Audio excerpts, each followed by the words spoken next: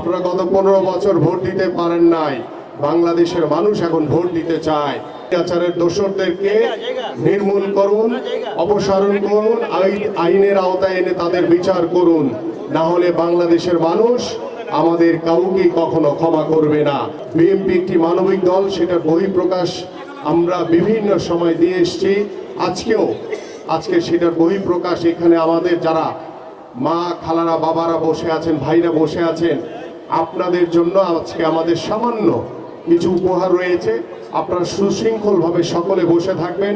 আমাদের মাননীয় মহাসচিব কয়েকটি দিয়ে তিনি চলে যাবেন এবং আপনারা স্ব স্থানে বসে থাকবেন। আপনাদের চেয়ারে চেয়ারে আপনাদের উপহার সামগ্রী পৌঁছে দেওয়া হবে। আপনারা গত 15 বছর ভোট দিতে পারেন নাই, বাংলাদেশের মানুষ এখন ভোট দিতে চায়। আমরা দ্রুত সময়ের ভিতরে এই অন্তর্বর্তীকালীন সরকারের কাছে আহ্বান করছি, বাংলাদেশের মানুষের যে প্রত্যাশা, আশা, আকাঙ্ক্ষা, দ্রুত সময়ের ভিতরে নির্বাচন দিয়ে জনগণের সরকার প্রতিষ্ঠা করুন।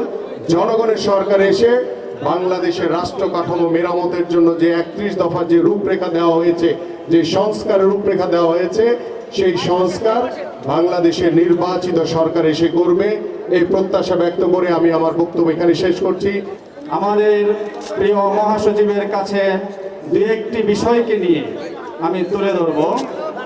এখানে বিএনপি সরকার ক্ষমতায় থাকার সময় উত্তরায় ক্ষতিগ্রস্ত ব্যক্তিদের দিয়ে একটি এলাকা রাজু হুকুম দখল করেছিলেন।